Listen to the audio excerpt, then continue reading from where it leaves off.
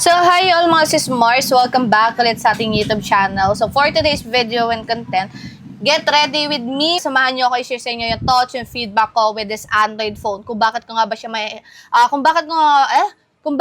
ba siya mare-recommend bago mag-end ang 2025. So, without further ado, let me go ahead and share you guys first the quick specification of this Android phone. So, yes, I'm talking about the Samsung Galaxy A56. So, halos mapapansin nyo mga sis Mars, most likely na nire-review at binibigyan kong feedback ngayon is mga Samsung. Kasi, bukod sa nakasale sila, sobrang ganda kasi ng mga specification ng mga Samsung tuloy.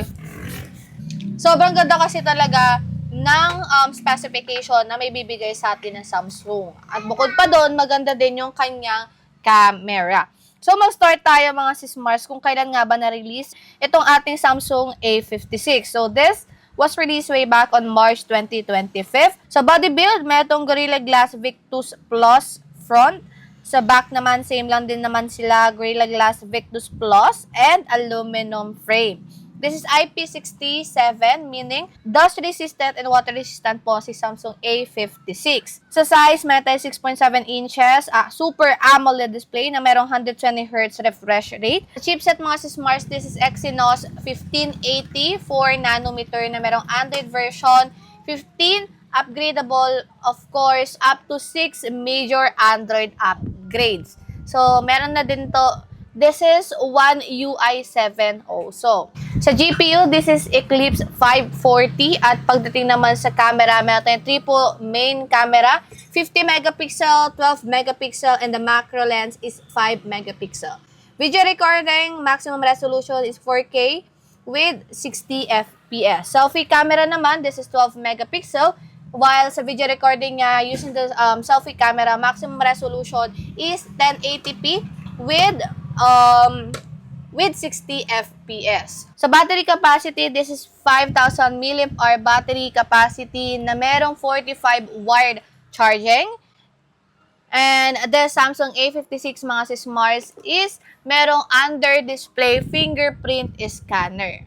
Sa kulay naman mga sis Mars, meron lang tayong 3 choices with this Android phone. So, meron tayong pink, olive, graphite, and also light gray. Meron tayong 5 storage, meron tayong 6GB of RAM with 128GB of ROM, 8GB of RAM with 128GB of ROM, 6GB of RAM with 256GB of ROM, and 8GB of RAM with 256GB of ROM. And the biggest storage is 12GB of RAM with 256GB of ROM. So, yun lang mga sis Mars yung ating quick specification with this Android phone. So, dumako na tayo sa reason bakit ko nga ba siya mare-recommend bago mag-end itong 2025. And ito na naman tayo, nag-get ready with me na naman tayo kasi nga, multitasking tayo, time check, it's already 2:51 and meron kasi akong pupuntahan ngayon and kailangan ko nang umalis at gumayak. Pero kasi kailangan ko din mag-content kasi nga mga mare, gusto ko sa inyo i-share yung feedback ko with this Android phone. And aside from that, mura na lang siya kasi this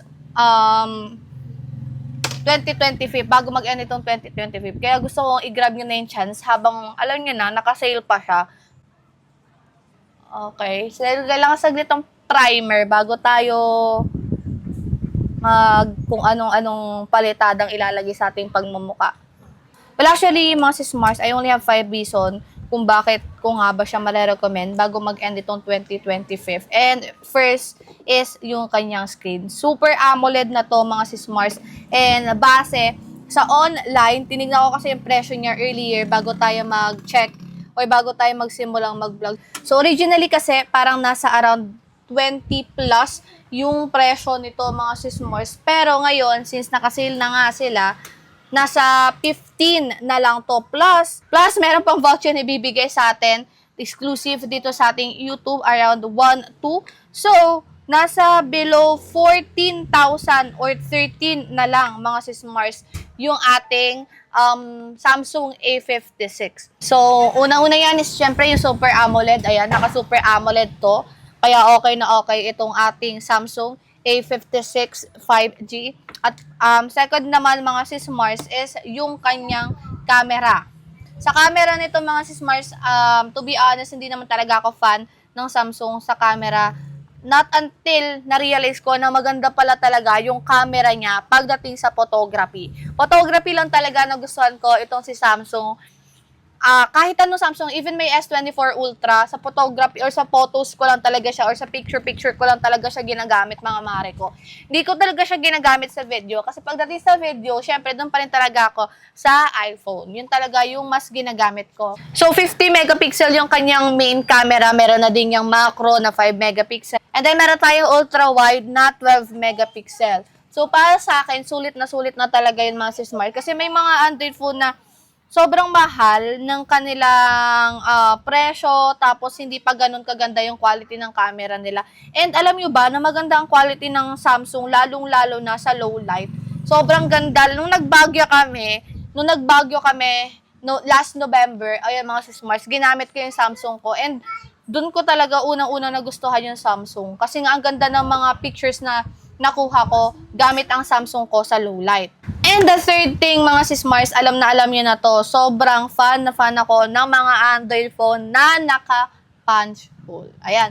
Maganda kasi para sa akin yung punch hole, mga sis-Mars. Kasi nga, naman, ang pangit maglaro na merong parang sagabal sa taas ng camera mo. Kaya, perfect na perfect ang pagkakadesign ng Samsung sa kanilang A56 5G. So, yun din yung nagustuhan ko with this Android phones. And pang-apat, of course, is yung battery. 5,000 mAh battery capacity.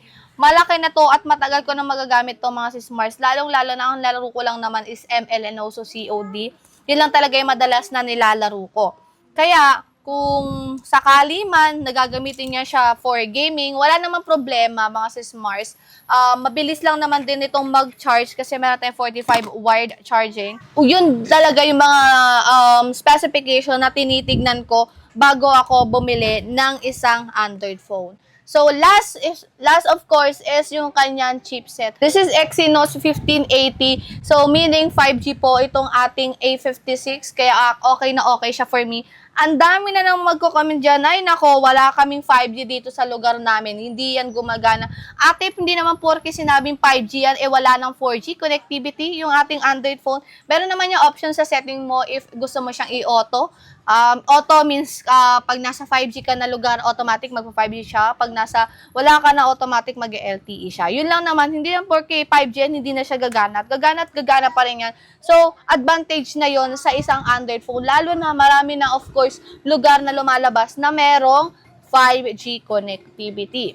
So, bonus na sa akin, mga sis-Mars, yung storage nito na 6GB of RAM with 128GB of ROM. So, para sa akin, okay naman yun, mga sis-Mars. And, actually, malaki na yun, ha. Marami ka na malalagay doon na documents, na games, na files. So, perfect na perfect yung presyo niya sa kanyang specification. So, yun mga sis-Mars, yung mga key na kino-consider ko bago ako bumili ng isang Android phone. So, yun lang naman yung mga mako-consider ko bago ako bumili talaga ng mga Android phone. Maring Ana, ano ba? Ang dami mong sinasabi. Ang tanong lang naman dito, mare-recommend mo ba siya sa amin? Okay ba siya bilhin? Okay ba yung specification niya? Okay ba siya for gaming? It still depends on your end, mga sis-Mars. Kasi para sa akin, since ako nga naman talaga yung naka-experience, I'm not a pro when it comes sa reviewing ng mga tech. I'm just sharing you guys my thoughts, my feedback, and also my experience. Pero kasi, kung tatanungin nyo, since na-try ko naman siya ito gaming, sa camera, sa settings, na-explore ko na din naman itong Android phone na to. So, perfect naman siya for me. And pasok naman siya sa standard ko sa isang Android phone. So, yes, marerecommend ko siya bago mag-end itong 2025. Sulit na yung 15,000 nyo or less or below 15,000, 14,000, I guess. Na lang siya kasi meron pa tayong voucher na nandito sa ating bottom part letter F. Sa bottom part ng ating video. So, nasa around 1 to din yung voucher natin na yan. So, i-grab nyo na yung chance habang mura pa yan, mga sis-Mars. Kasi nga, malay nyo sa 2026, mga mare ko, biglang magbago yung presyo niyan, di ba? So, yun lang naman yung aking konting feedback with this Android phone. Again, if gusto nyo bilhin, habang mura pa, punta na kayo dyan sa basket natin sa baba. murang-mura nyo na lang po mabibili itong ating Samsung A56 5G. So, yun lang naman mga sis-smart. Thank you so much for watching. You can also follow me on my TikTok account, _Malonzo. And please do subscribe here sa ating YouTube channel. And for more feedback and updates na din sa isang Android phone. So, see you ulit and bye-bye.